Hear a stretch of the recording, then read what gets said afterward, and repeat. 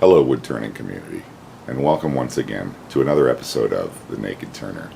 I really want to thank everybody, all my subscribers and viewers out there. I just passed the 1 million view mark on my channel and have over 10,000, very close to 11,000 subscribers at this point.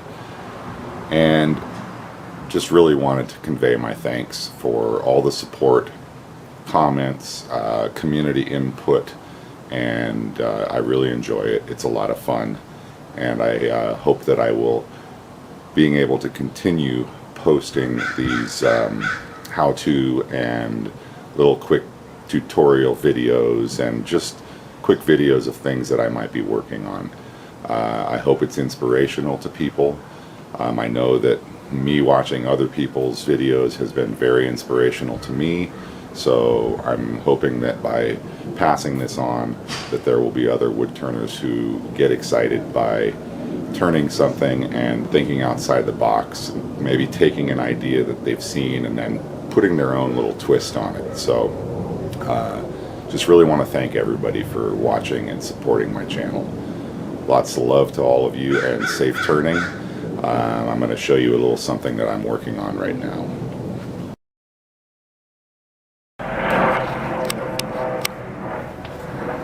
Alright, last night I was doing some early evening autumnal turning of this piece of tulip poplar, which once again, I've said this before on other videos, but some pieces of poplar can have a lot more interest in their grain and have some very intrinsic beauty sort of locked away inside of them.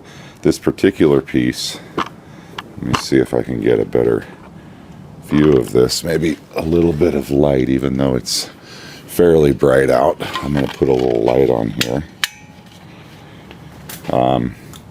Anyway, there's some nice fire and flecking, and then right down in here, let's see if I can get a close-up of this without my camera going wacky. It's been having a hard time lately. Anyway, it's got some interesting grain. I'm going to do some wet sanding, some oil sanding on this, and I've got the foot cut with the mortise in the bottom.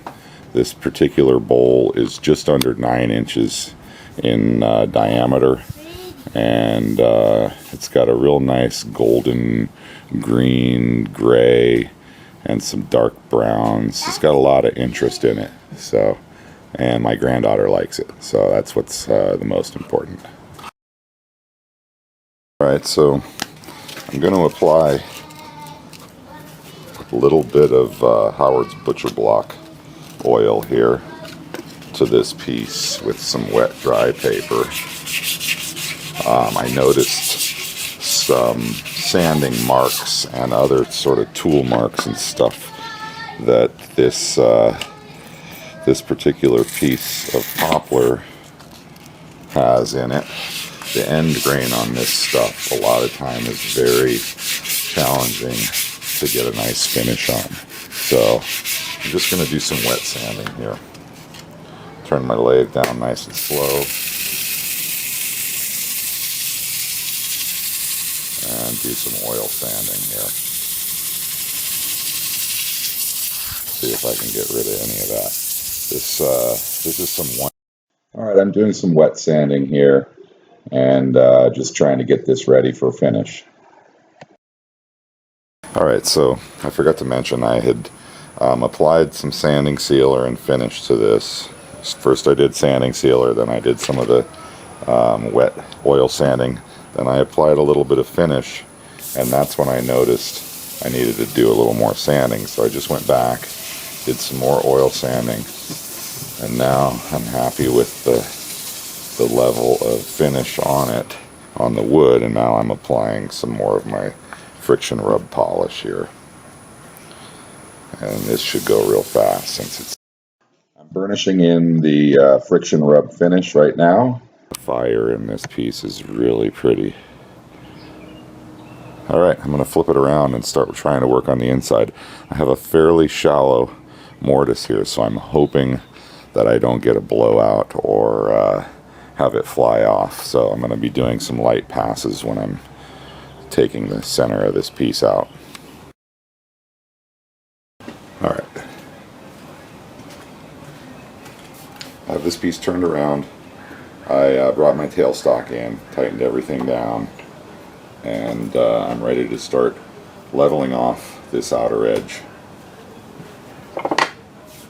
This is a piece of fully kiln dried wood, so I'm going to be using my air shield because the dust on this is real fine and very dry and irritating.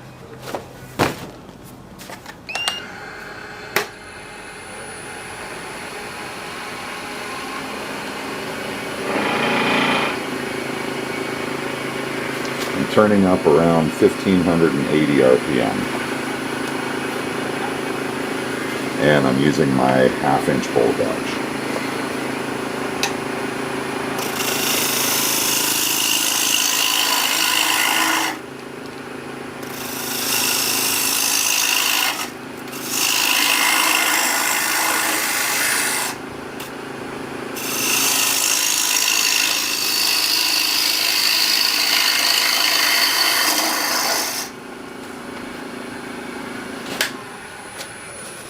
Check and see if I got rid of this one little tear here.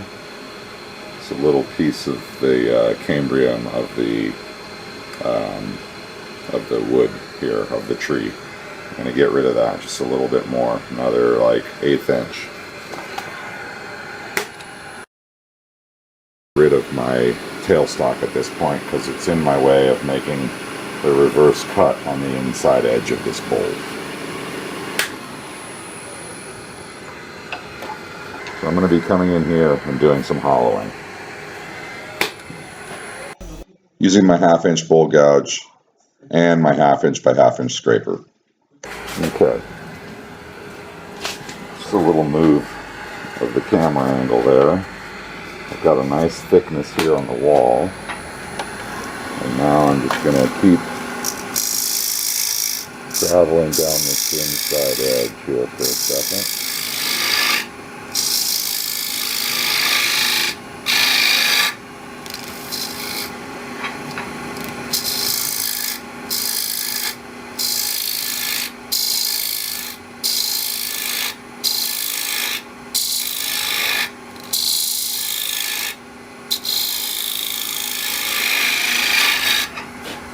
Okay.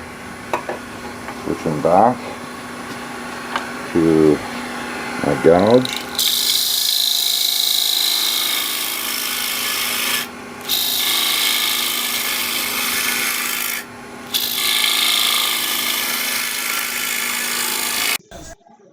Alright, I'm using my 1/2-inch bowl gouge here, and this is a 1/2-inch piece of rod with maybe like a 3/8 flute on the gouge itself. I'm removing some of the material in the middle right now, and now I'm switching over to an actual 1/2-inch flute or 5/8 bowl gouge. Then now to my 1/2-inch by 1/2-inch heavy-duty scraper, and just refining the shape, getting rid of some material, trying to remove any little ridges that I feel in the shape of the bowl. And once I'm happy, I'll be getting ready to do some sanding. I've got this just about there. Down on my bottom I could go a little bit more, and then I just need to do the transition through this wall right here.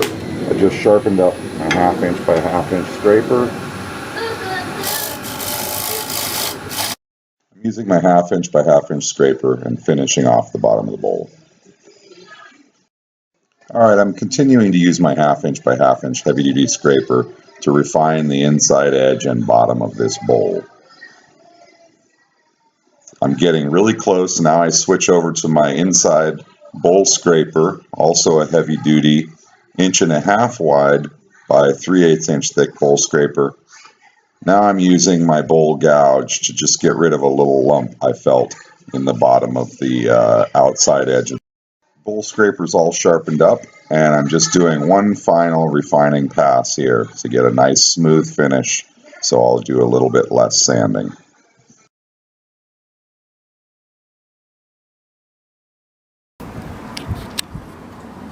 Alright, I put a little denatured alcohol on this and I let it raise the grain, and now I just put a little bit of sanding sealer in here and it's just about dry. Wipe this part down a hair, and the sanding sealer is just shellac and denatured alcohol, right around 50-50.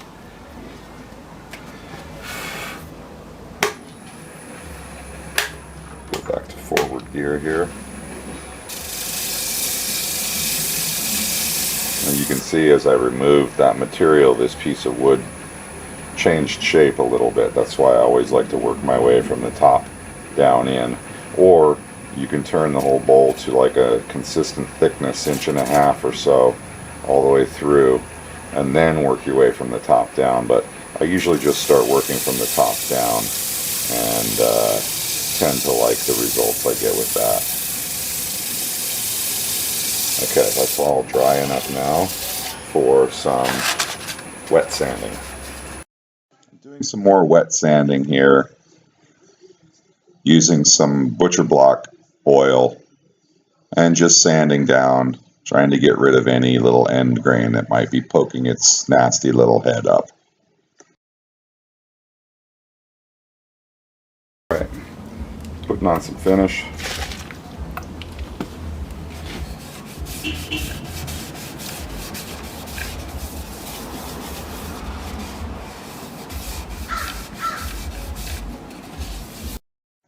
Alright, now I'm burnishing in some finish on the inside of the bowl, and I'm getting really close to being finished with this piece. A little bit of buffing with a clean rag, and just wiping down, getting rid of any of the finish anomalies that I might have seen, and it's ready. Not too much pressure out here. Alright, there it is. Take some stills and show you what it looks like.